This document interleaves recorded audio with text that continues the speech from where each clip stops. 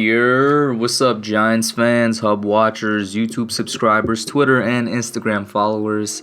It's your boy Noname back at it again with another quick Giants update video. I want to get this one up real quick today because tomorrow free agency starts, and once free agency starts, things could get really hectic. We could get a bunch of news coming through. We could get zero news coming through. Who knows? I mean, last year free agency, I expected to get a bunch of signings, but we really only signed Tate, Golden, and Antoine Bethea, and those are, two of those guys are really good pieces for the team last year, but we definitely expected more to happen. The same thing could happen this year. We just go really under the radar, or we could go above and beyond and spend a bunch of money. Who knows? But I wanted to get these re-signings out the way first because I don't want to, get caught up with all the news. So first and foremost, the Giants let go of George Asafo Adjei, the 7th round tackle, out of last year's draft, the 7th round pick out of Kentucky, who a lot of people, including myself, thought would have been a steal for the Giants. We thought, this was some guy that was supposed to go in like the 4th and 5th rounds, and we got him in the 7th. He probably could come in, maybe spend a little time as a backup, riding the bench, learning the ways of being a tackle, whether it's the left or right, and maybe he could come in and be our starting right tackle the next year, which would consequentially be this year. Unfortunately, George AA, as I call him, suffered a concussion, I think, before the season began, and he never got healthy back to the point where he could actually get on the field. He never saw any type of action on the field. I don't think he was even in pads or on the sidelines, really. He just never got healthy enough to get back in a Giants uniform, and then he failed the physical and the Giants let him go, which is really surprising. I mean, yeah, we spent the 7th round pick on him, but he didn't even spend like a full year on the team. That's kind of sad, but I think this definitely shows that we might go and target right tackle in free agency more than anything. I mean, I would hope we target it in the draft, but if we target it in free agency, only person I'm really looking towards is Jack Conklin.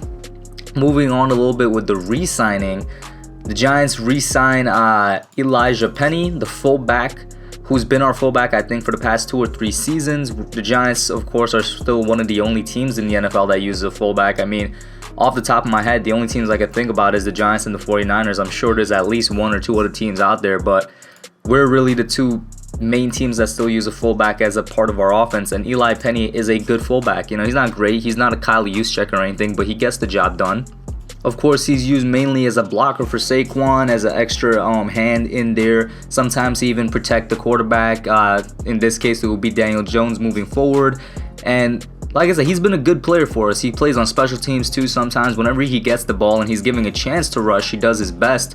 I think last year he finished with like 15 rushing attempts for 39 yards. Nothing impressive by any stretch, but once again, he's a fullback. His main job is to block for the main running back, and if you were to put him on the running back chart, I think he was maybe a 3rd, maybe even 4th string back. You got guys like Wayne Gallman and Buck Allen ahead of him.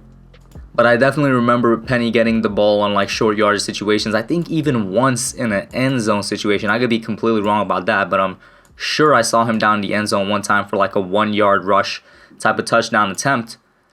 But Eli Penny is a nice depth piece to the Giants. As of right now, I can't find anywhere the contract details, the length, or the amount of money he's getting, but I'm sure it's like very fair. Like he's a guy that's kind of just happy to be on the Giants in general. I mean, if he leaves, and this is not insulting him or anything, this is more so the fact that a lot of NFL teams don't use fullbacks anymore. Like I've said, the only 2 teams that come to mind are the Giants and the 49ers, and the 49ers already have Kyle Juszczyk, who's the best fullback in the game.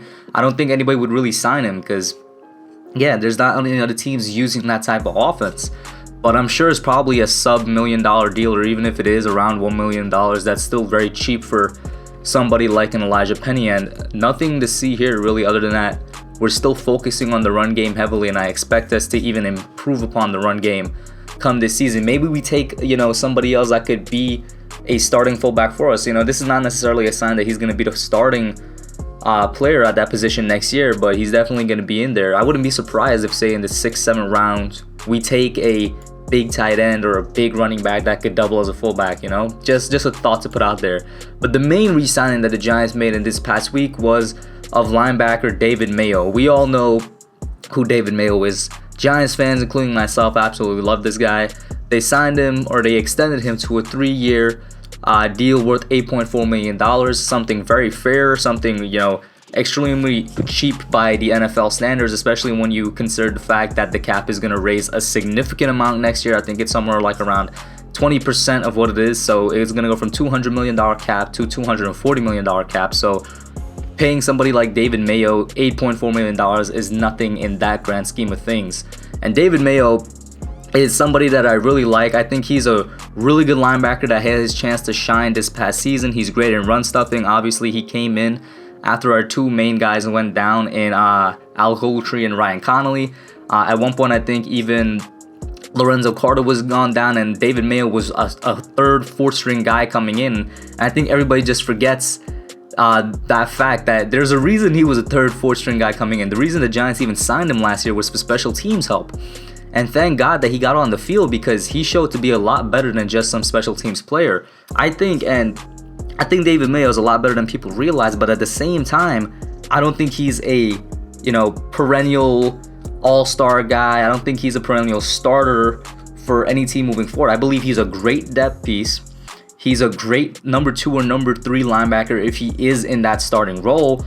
But more importantly, he's really good if he's going to be used as a depth piece, as somebody to come in on, you know, certain run packages, not a starting linebacker. I want to state that while I do think that David Mayo is great, and he performed well last year, he definitely exceeded expectations, he's not a starting linebacker. He's not a solution to our middle linebacker problem. A lot of that has to do with the fact that he's only good in the run. He's good in tackling the run and all that. He's not good in pass coverage. In fact, he's very bad in pass coverage. And once again, there's a reason he was signed for special teams, is because like his ceiling is just really as, you know, that backup linebacker, and there's nothing wrong with that. We need depth all over the place. We need to have depth at every position because of just like the things that happened last year. It was injuries that allowed Mayo to saw the field.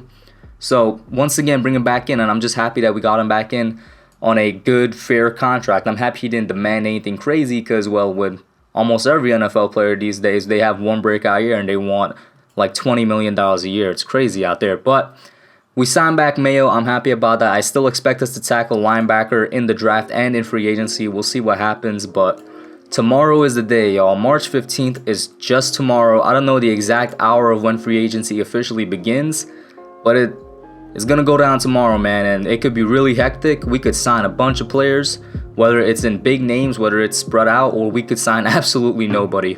We'll see. I'm out for now. Alright guys, thanks for watching. Put your comments down below. Make sure you smash that like button, subscribe, and turn on post notifications. Until next time, I'm out.